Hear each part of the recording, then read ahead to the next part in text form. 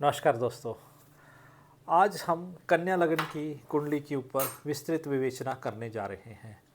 आपको मैं सर्वप्रथम बता दूं कि ये एक ऐसी कुंडली है जो बहुत ही रेयर पाई जाती है। ये इस जातक की कुंडली है, ऐसे जातक पृथ्वी पे कभी कभी जन्म लेते हैं। बहुत ही रेयर कुंडली है। जैसे रावण के बेटे की कुंडली थी, भगवान राम की कुंडली थी। इस तरीके की बड़ी बड़ी कुंडलियाँ जो है वो इस तरीके की कुंडलियाँ जो हैं उनकी विवेचना करने जा रहा हूँ, क्योंकि इसमें मैक्सिमम ग्रह जो हैं वो 12वें घर में अर्थात मोक्ष के घर में विराजमान हुए हैं। अब हम इस कुंडली की विवेचना करते हैं। मुझे आशा है कि इस कुंडली की विवेचना से आप मुझे भी करते विवेचना करते हुए बहुत आनंद आएगा और आपको भी इस कुंडली की विवेचना सुनते हुए बहुत आनंद आएगा।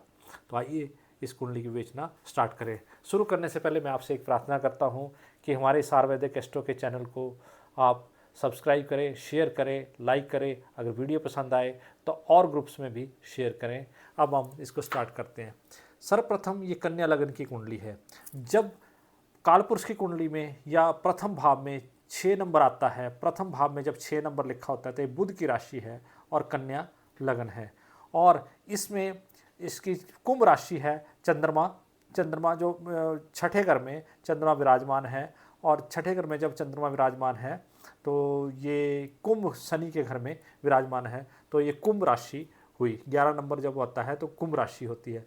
अब हम इसकी विवेचना ऐसे स्टार्ट करते हैं कि कुंभ राशि जब इसमें कन्या कन्या लगन में जब कन्या लगन 4 डिग्री पॉइंट 33 का है, तो इसमें बुध जब विराजमान है तो बुध जैसे व्यक्ति होता है उसका स्वामित्व, उसका स्वभाव बुध मतलब बुद्धमय होता है। अर्थात उसकी वाणी बहुत प्रिय होगी, उसका चेहरा बहुत सुंदर होगा। जैसे आपने देखा होगा, फ्रेश प्लांट को देखा होगा, फ्रेश प्लांट जैसे एवरग्रीन प्लांट रहते हैं, वैसे ही ऐसे व्यक्तियों का चेहरा पूरे खिले हुए फूलों की तरह, अर्थात जैसे खुला हरा प्लांट कोई आप देखिए बिल्कुल फ्लोरिश प्लांट होता है, हरा प्लांट होता है, तो उसकी तरह इनका चेहरा रहता है। मेरा बोलने का मतलब ग्रीन नहीं रहता, परंतु फ्रेशनेस की बात कर रहा हूँ। तो इन व्यक्तियों का चेहरा जो है इस तरीके का रहता है, क्योंकि बुध कन्या लगन जो है वो इस कुंडली में विराजमान है। दूसरा, ऐसे व्यक्तित्व के व्यक्ति जो होते हैं वो अपना कभी भी अपनी अच्छाई तो सबके साथ शेयर कर सकते हैं, परंतु अपने घर की बात और अपना दुख कभी भी किसी दोस्त के साथ या कभी भी किसी मित्र के साथ या कभी भी किसी और दूसरे व्यक्ति के साथ, अपने माता पिता के साथ, कभी भी अपने घर में अगर कोई छोटी सी भी लड़ाई होती है, कोई झगड़ा होता है या कोई इस तरीके की बातें होती हैं, तो कभी भी घर की बात जो दूसरी जगह वो शेयर नहीं करते हैं। इन व्यक्तियों का ये स्वभाव होता है, अर्थात ये बहुत ही विश्वासप्रिय व्यक्ति होते हैं। मतलब आप इनसे कोई बात शेयर करें तो ये व्यक्ति कभी भी एक की बात दूसरे को नहीं कहते हैं, और जो कैसे कहते हैं कि एक की बात सुनी दूसरे को कह दी, तो ऐसी बात कभी भी ये व्यक्ति है वो नहीं कहते हैं। तो इनका व्यक्तित्व बहुत विशाल है। अब ये देखना ये है कि इस घर का मालिक अर्थात प्रथम घर का मालिक मोक्ष स्थान में चला गया, वो 14 डिग्री का है, और 14 डिग्री का गुरु के साथ भी विराजमान है, सूर्य के साथ भी विराजमान है। अब ये देखो, शुक्र, शनि, सूर्य, राहु, बुध, गुरु, तो ये कुंडली इस जब घर के ऊपर आऊँगा तब मैं विवेचना करूँगा, परंतु इस घर का जो मालिक है वो इसमें चला गया। बुध का मेन मालिक है। इसका व्यक्तित्व कैसा होगा, व्यक्ति को तो मैंने आपको एक्सप्लेन किया। तो इस कुंडली का जो बुध है वो यहाँ पे विराजमान है, तो ये जातक काफ़ी उसमें एक्सपेंसिव रहेगा, मतलब अपनी कमाई तो अच्छी करेगा, परंतु अपनी कमाई को व्यय, मतलब इसकी जातक का जो है मेन स्वभाव होगा व्यय करना, कि अच्छी चीज़ों के ऊपर व्यय कर, गलत चीज़ों के ऊपर व्यय नहीं करेगा। व्यय इस चीज़ों पे करेगा जिससे अच्छा ही, मतलब गलत चीज़ों पे व्यय नहीं होगा, अच्छी चीज़ों पे व्यय होगा जिससे आत्मसंतुष्टि प्राप्त होगी। मतलब यहाँ मोक्ष का नहीं है, इसका कारण यह है कि ऐसी चीज़ों पे व्यय करेगा जिससे आत्मसंतुष्टि प्राप्त होगी। अब आते हैं हम इस व्यक्तित्व के दूसरे घर के ऊपर, जहाँ पे हमने ये दूसरे घर के ऊपर 7 नंबर अर्थात शुक्र की राशि तुला राशि विराजमान है। अब तुला राशि का शुक्र भी देखिए आपने यहाँ पे 23 डिग्री में विराजमान है, अर्थात 23 डिग्री में जब विराजमान है तो ये तुला यहाँ पे शुक्र संबंधी इसको जो आय रहेगी वो लग्जरी चीज़ों से, जो बड़ी बड़ी चीज़ें हैं उनसे आय प्राप्त होगी, मतलब छोटी चीज़ें नहीं, और स्वच्छ चीज़ों से आय प्राप्त होगी। अर्थात इस जातक को जो आय प्राप्त होगी वो स्वच्छता के थ्रू, मतलब अच्छे लोगों से व्यवहार के थ्रू। जैसे अब मैं क्या बात करूं कि एक जो बंदा होता है वो मलिन काम करता है, ये मलिन नहीं, ये साफ सफाई, सुंदरता, अच्छे लोगों के साथ बैठने उठने से जो व्यवहार होते हैं उन चीज़ों से इनको कमाई होगी। अर्थात शुक्र के रिलेटेड इनको कमाई होगी। मेरे कहने का मतलब ये भी है कि इनकी कमाई का साधन होटल्स भी हो सकते हैं। होटल जहाँ पे जो साफ़ सुथरे नीट एंड क्लीन लोग आते हैं, होटल से रिलेटेड इनको कमाई हो सकती है। और शुक्र जब गुरु का है वो मोक्ष के उस स्थान में विराजमान, 23 डिग्री के विराजमान है, तो शुक्र की जो कमाई होगी वो भी अच्छे ही कामों में लगेगी। अर्थात इनकी जो कमाई होगी वो अच्छे ही कामों में यूज़ होगी। अर्थात दान दक्षिणा में यूज़ कर सकते हैं अपनी कमाई को, और अपने बुजुर्गों के लिए भी यूज़ कर सकते हैं, अपने घर वालों के लिए तो यूज़ करेंगे, परंतु दान दक्षिणा में भी ये अपनी कमाई का यूज़ कर सकते हैं। इस घर का स्वामी यहाँ पर जब विराजमान हो गया। अब आते हैं हम तृतीय स्थान में, अष्टम, या इसको बोलते हैं तृतीय भाव। तृतीय भाव में मंगल की राशि 8 नंबर विराजमान है, वृश्चिक राशि विराजमान है। अब वृश्चिक राशि का मंगल जो है वो ये कर्म स्थान में चला गया है, अर्थात ये वृश्चिक राशि का 10वें भाव में मंगल चला गया है। तो यहाँ पे मंगल जो है वो मिथुन राशि में विराजमान है, तो ये मंगल जो है वो अच्छा है। तो इन जातक का पराक्रम जो है वो बड़ा उच्च रहेगा।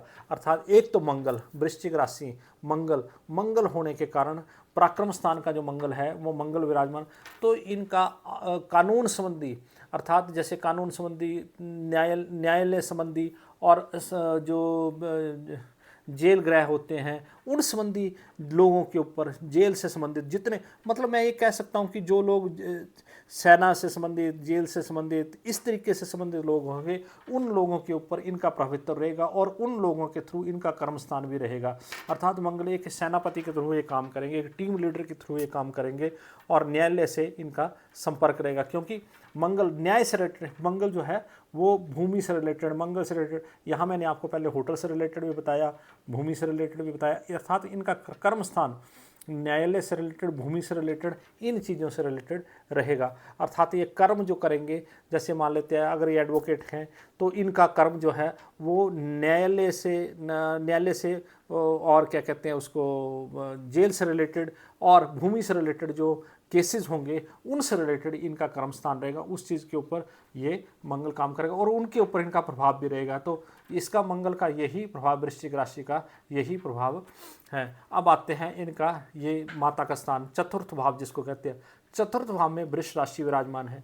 वृष राशि विराजमान होने के कारण चतुर्थ भाव में धनु लगन विराजमान है। धनु राशि विराजमान होने के कारण धनु राशि जो है वो मोक्ष स्थान में चली गई है। अर्थात ये अच्छी राशि विराजमान है, इनका घर बहुत सुंदर होगा।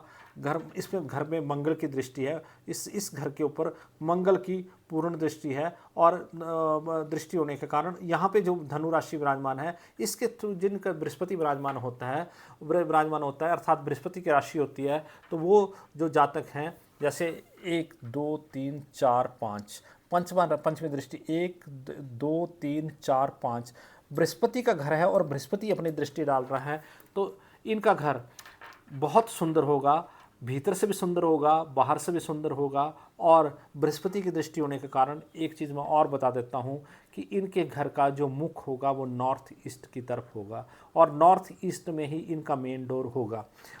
वो कर्म स्थान के कारण भी हो सकता है, परंतु ये जो बृहस्पति की दृष्टि है, क्योंकि बृहस्पति की दृष्टि जो है, बृहस्पति नॉर्थ ईस्ट में विराजमान होते हैं, इस कारण से इस घर का जो मुंह होगा वो नॉर्थ ईस्ट में होगा। इनको माता का भी बहुत आशीर्वाद रहेगा, अपनी माता का, परंतु गुरु की डिग्री थोड़ी कम है, परंतु इस घर में जब गुरु की दृष्टि होती जाती है तो अमृत वर्षा करता है, और इनके ऊपर इनकी माता का भी आशीर्वाद जो है वो अच्छा रहेगा। अब आते हैं इनका सूक्ष्म बुद्धि के ऊपर।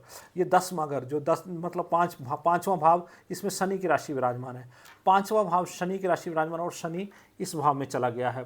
तो इसका मतलब ये है कि ये शनि की सूक्ष्म बुद्धि जो होगी वो स्थिर होगी, सूक्ष्म बुद्धि एक बार जो डिसीजन ले लिया वो ले लिया, सूक्ष्म बुद्धि स्थिर होगी, परंतु इनकी जो एजुकेशन है वो धीरे धीरे धीरे धीरे धीरे धीरे बड़ी होगी, धीरे धीरे बड़ी होगी, परंतु बुद्धि जो होगी वो बिल्कुल स्थिर होगी। जो इन्होंने ज्ञान प्राप्त किया होगा, स्थिर प्राप्त किया होगा।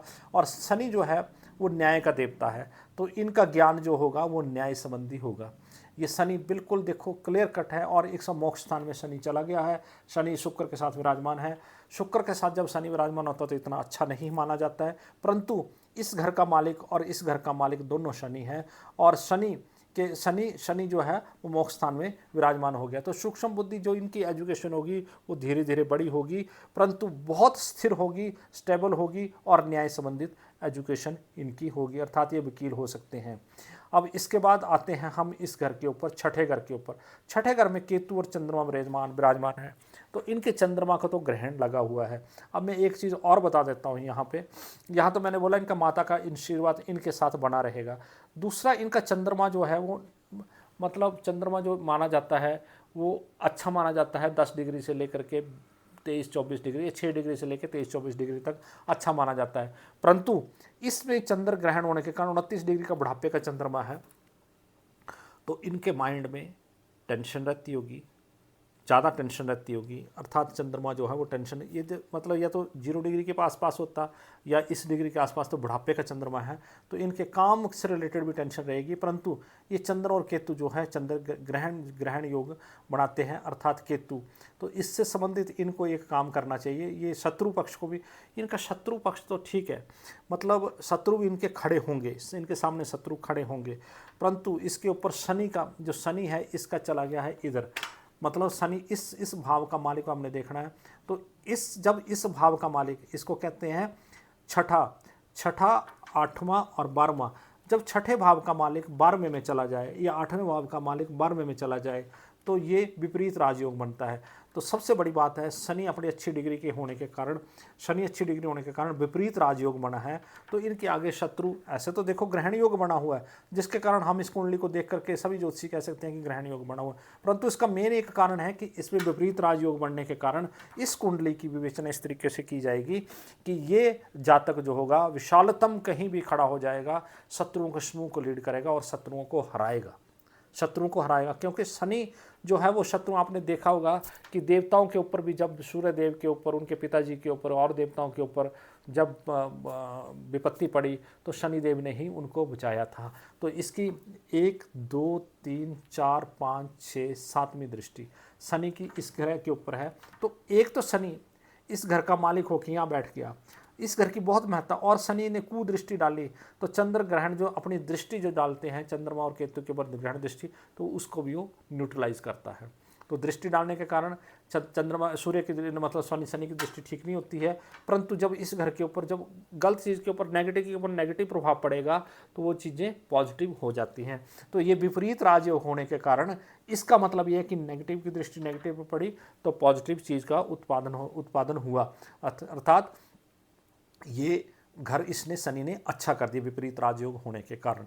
अब आते हैं हम इसके सप्तम भाव के ऊपर। सप्तम भाव में बृहस्पति की जो राशि है वो विराजमान है, और बृहस्पति भी यहाँ जाकर के विराजमान हो गया है।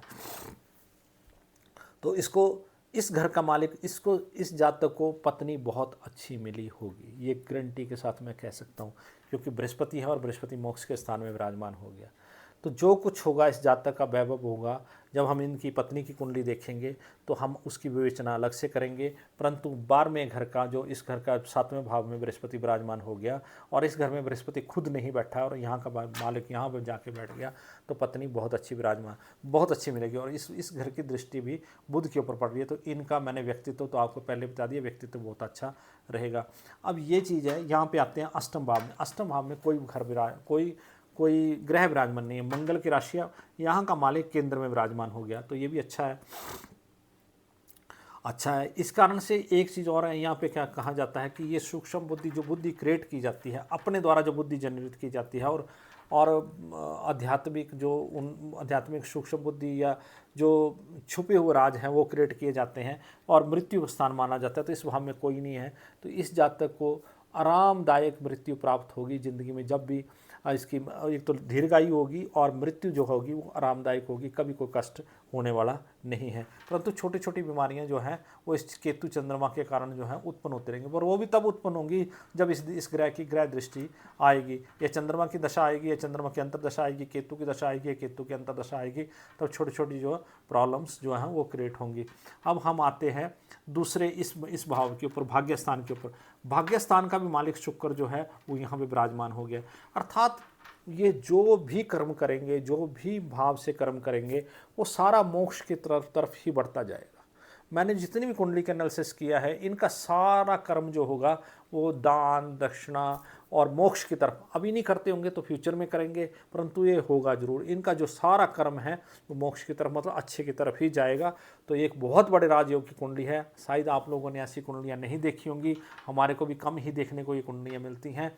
तो इस कुंडली की विवेचना ये है। और इस घर का मालिक जो शुक्र है, अब ये एक दो चीज़ें और देखो, कर्म ये इसका भाग्य स्थान का मालिक शुक्र है, और लाभ स्थान का मालिक भी नहीं, आय स्थान का मालिक भी शुक्र है, और इसका मालिक चंद्रमा है। तो चंद्रमा जो है मनुष्योजात, चंद्रमा रेस्टोरेंट का कारक भी है, चल मतलब जो रोज की आय है उसका कारक भी है। लाभ इनको रोज की आय से होगा, रोजमर्रा की आय से होगा। तो इसका चंद्रमा जो है वो यहाँ पे विराजमान हो गया है। इतना मैंने पहले बता दिया कि कर्क राशि, इधर चंद्रमा इतना इनका अच्छा नहीं है, शनि के भी उसमें बैठा हुआ है, परंतु इनको आय जो है वो दिनों दिन आय होगी, मतलब रेगुलर आय नहीं होगी। और इस भाव में खाली है, और इस भाव के सारे भाव जो उधर जाके बैठ गए हैं, तो गवर्नमेंट नौकरी तो कोई नहीं होगी, परंतु इनको अपने व्यवसाय से इनकम होगी और रेगुलर इनकम होगी। और मतलब जैसे जब गुरु विराजमान हो जाता है, तो गुरु विराजमान अगर यहाँ पे इस घर में सूर्य विराजमान होता, मंगल विराजमान होता, या बृहस्पति विराजमान होता, तो ऐसे जातक की गवर्नमेंट नौकरी होने के पूरे चांसेस थे। परंतु ये सारे घर जो हैं वो यहाँ पे विराजमान हो गए मोक्ष के स्थान पे, तो इनको उत्तर मतलब दिन प्रतिदिन जो है वो इनकम होती है, दिन प्रतिदिन इनकी इनकम जो है होती है। अब ये सारे ग्रह जो है इस घर में विराजमान होने के कारण ये जातक जो है बहुत ही सौभाग्यशाली है। अब इस जातक को कह सकते हैं कि जैसे एक राजा योग्य जो जातक होता है, वैसा ही इसका प्रभावशाली है। और सारे के सारे ग्रह ये पूजा पाठ भी करेगा जातक, और अपने समय में जब इसका अच्छा टाइम आएगा, मैं आगे डिस्कस करता हूँ, अच्छा समय आएगा या अच्छा समय जब चलता है, अच्छे ग्रह की दशा चलती है, तो ऐसे जातक मोक्ष की प्राप्ति करते हैं। मोक्ष की प्राप्ति ये नहीं है कि मृत्यु हो जाती है, मोक्ष का प्राप्ति का मतलब है कि वो अपने इष्ट देव के, अपने भगवान के नज़दीक जाते हैं, उनके दर्शन करते हैं, और उनसे उनको सिद्धियाँ प्राप्त होती हैं, आशीर्वाद प्राप्त होते हैं। परंतु एक चीज़ मैं और कहना चाहता हूँ कि सूर्य भी इस नक्षत्र में 20 डिग्री का है, तो सूर्य से भी इनकी सब चीज़ों के साथ, जैसे शुक्र से है तो ये अच्छा काम करेंगे, शनि है तो ये भी इसका भी अच्छा, इसका मतलब इनका जो भी काम होगा जिससे भी बढ़ोतरी ही होगी, खर्च में बैठा हो तो बढ़ोतरी ही होगी। अब हम आते हैं, ये तो होगी इन कुंडलियों की, इस कुंडली की विवेचना। अब हम करते हैं कि किस चीज़ की दशा इनको लगी हुई है।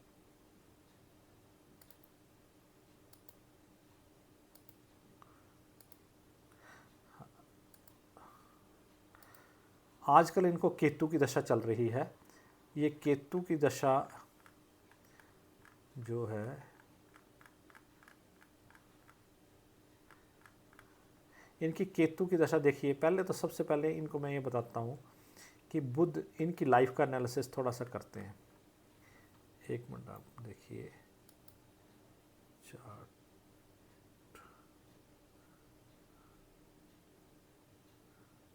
दशा, ये देखिए, आप इस कुंडली को देखिए। सर्वप्रथम ये गुरु की उसमें पैदा हुए, जब 79 को इनका जन्म हुआ, तब गुरु की दशा लगी होती है। अब एक चीज़ मैं और बताना चाहता हूँ आपको कि जो बच्चा गुरु की दशा में उत्पन्न होता है, अच्छी दशा में उत्पन्न होता है, उसका व्यक्तित्व अच्छा होता है, उसकी सोच अच्छी होती है, अर्थात गुरु ने उसको ये सारा शरीर प्रदान किया, गुरु की दशा में उत्पन्न हुआ, तो उसकी सोच वैसी होगी, गुरुओं की तरह होगी, और वो समाज को अच्छा देके जाएगा, समाज से कभी गलत चीज़ इंटरेक्ट नहीं करेगा, समाज को अच्छा ही अपना व्यवहार देके जाएगा। उसके बाद इस जातक की शनि की दशा जो है वो लगी। अब शनि कहाँ विराजमान है? शनि विद्या स्थान का मालिक होने के कारण, और ये विद्या स्थान का और षष्टम का शत्रु स्थान का मालिक होने के कारण इनको 19 साल की शनि की दशा आई, जो 1984 से लेकर के 2003 तक रही, जिसने इनकी स्टडी जो थी वो स्लो की। इनकी जो ज्ञान था ये अपने आप एनालाइज करें, जब मेरा ये वीडियो देख रहे होंगे तो ये एनालाइज करें कि मैं सच बोल रहा हूँ कि नहीं। तो इनकी शनि ने विद्या तो इनको पूर्ण दी, परंतु धीरे धीरे धीरे धीरे धीरे इनको विद्या प्रदान की। जब शनि में गुरु का अंतर आया, ये 2001 से लेकर 2003 के बीच में आया, तो शनि ने इनको उच्च विद्या जो है वो प्रदान की। 2001 से लेकर के देखिए 24/4/2001 से इनको बीच में, शनि के बीच में गुरु अंतरा लगा। ये लाइफ इनकी थोड़ी कष्टपूर्ण रही, परंतु इस कष्टपूर्ण लाइफ का जो 3 साल थे, इस 3 सालों ने इनकी लाइफ जो है वो बना दी। उसके बाद इनको लगा बुध का अंतरा। अब ये देखिए बुध का अंतरा इनकी लाइफ का बेस्ट अंतरा, बेस्ट पीरियड रहे 17 साल। 17 साल जो इन्होंने काम किया, जो 17 साल इनको ऊंचाइयों पर पहुंचाने वाला, इनका जो गुरु जो बुध था वो कन्या राशि का बुध था, और कन्या राशि के बुध ने इनको 2003 से लेकर 2020 तक ऊंचाइयों के ऊपर पहुंचा दिया, बहुत ऊंचाइयों के ऊपर ले गया। अर्थात जो इनका आज तक बेस बना है, जो भी चीज़ हुई है वो बुध के उसके कारण हुई है, क्योंकि बुध, यहाँ का बुध जो है वो मोक्ष में विराजमान है, और इन्होंने दान दक्षिणा भी की होगी, सब चीज़ किया होगा। बुध ने इनको सब कुछ दिया, बुध ने इनको पुत्र रत्न भी दिया होगा, बुध ने इनको घर भी दिया होगा, बुध ने इनको प्रैक्टिस में भी दिया होगा, बुध ने इनको धन भी दिया, बुध ने सब कुछ। जब बुध की दशा आती है और बुध के अंदर कन्या राशि का, तो बुध बहुत ही फलित होता है, बुध बहुत ही फलित होता है। तो ये तो इनका 20 साल, मतलब ये 17 साल में जो बुध की राशि। अब इनको केतु की दशा लगी है, जो 5/11/20 से लेके 5/11/6/11/27 तक है। अब केतु की दृष्टि जो है वो 1 2 3 4 5 6 7 इस दृष्टि के ऊपर भी है। तो ये इनका ना लाइफ स्पैन जो है तो थोड़ा सा चिड़चिड़ा हो गया है, क्योंकि केतु जो चंद्रमा के स्थान में बैठे हुए हैं, थोड़ा सा इनको बीमारियों का प्रभाव भी रहेगा। हो सकता है कि इनको पाइल रोग भी हो, कुछ इस तरीके से बीमारी हो सकती है। परंतु कि ये 7 सालों के अंदर अंदर इनको पाइल से बचना है, अपने ब्लड से संबंधी उस रोगों से बचना है। और इसका उपाय एक ही है कि ये आवारा कुत्तों को, अपने घर में कुत्ता नहीं इन्होंने पालना है, क्योंकि इस घर में चंद्रमा शत्रु के स्थान में बैठा हुआ है, तो शत्रु को पाला नहीं जाता कभी भी। इस ग्रह का लॉजिक ये है कि जो रोग स्थान के ग्रह हैं, ये रोग स्थान का ग्रह है, ये मृत्यु स्थान का ग्रह है, मोक्ष स्थान का ग्रह है। इस ग्रह के और चंद्रमा के आपने दान करने हैं, अर्थात सफ़ेद चीज़ का। और कुत्ते को, गली के कुत्ते को आपने, घर में कुत्ता नहीं पालना है, और गली के कुत्ते को आपने खाना, स्ट्रीट डॉग को फूड देना। जब भी आप मिले तो ये केतु आपको 7 साल के लिए फल जो है वो अच्छा फल प्रदान करेगा। परंतु केतु अचानक धन देता है, ये सबसे बड़ी बात है। आपका कोई ऋण नहीं होगा, कोई ज़्यादा कोई कुछ नहीं होगा, परंतु केतु आपको इस पीरियड में अचानक धन देगा। शत्रु भी अचानक देगा और धन भी अचानक देगा। तो इन दोनों चीज़ों का आपने ख्याल रखना है कि शत्रु भी अचानक देगा और धन भी आपको अचानक देगा। परंतु इस घर के ऊपर शनि की दृष्टि होने के कारण, और मैंने बताया कि आपको विपरीत राज होने के कारण, शनि ने इस ग्रह की जो दुष्टता है वो ख़त्म कर दी है। आने वाला टाइम जो है आपका शुक्र का टाइम होगा।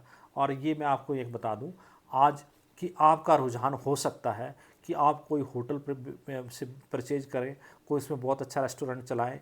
मतलब आप अपनी प्रैक्टिस तो नहीं छोड़ेंगे, परंतु ये जो कमाई है ये आने वाले जो 2027 से 6/11/2027 से 2047 तक शुक्र जो है वो यहाँ पे, ये शुक्र जो है 23 मोक्ष के रास्ते में विराजमान है, परंतु ये आपको होटल वगैरह से रिलेटेड कमाई देगा। और कर्म से ये भाग्य स्थान का मालिक भी ये है, और भाग्य स्थान का मालिक और लाभ स्थान का मालिक दोनों का मोक्ष स्थान में बैठा है। तो आप होटल से संबंधित व्यवसाय से भी वो काम जो है अर्निंग कर सकते, होटल संबंधी कर सकते हैं। और ये कर्म स्थान का मालिक है, तो भूमि संबंधी भी आपको लाभ हो सकता है। अर्थात कोई प्लॉट लिया आपने, कोई प्लॉट बेच दिया, और ये बहुत अच्छे अच्छे कर्म, आपको भूमि संबंधी ज़्यादा कर्म करने से बहुत फ़ायदा होगा। भूमि संबंधी, न्याय संबंधी, रक्त संबंधी। और एक चीज़ और है, आपकी लाइफ में लाल चीज़ की महत्ता बहुत है। आप एक काम और करिए कि जब भी आप लिखें तो रेड पेन से लिखा करें। जितना जितना आप रेड पेन से लिखेंगे वो लिखा हुआ आपका अमर हो जाएगा। जो आपने रेड पेन से लिख दिया वो हो जाएगा।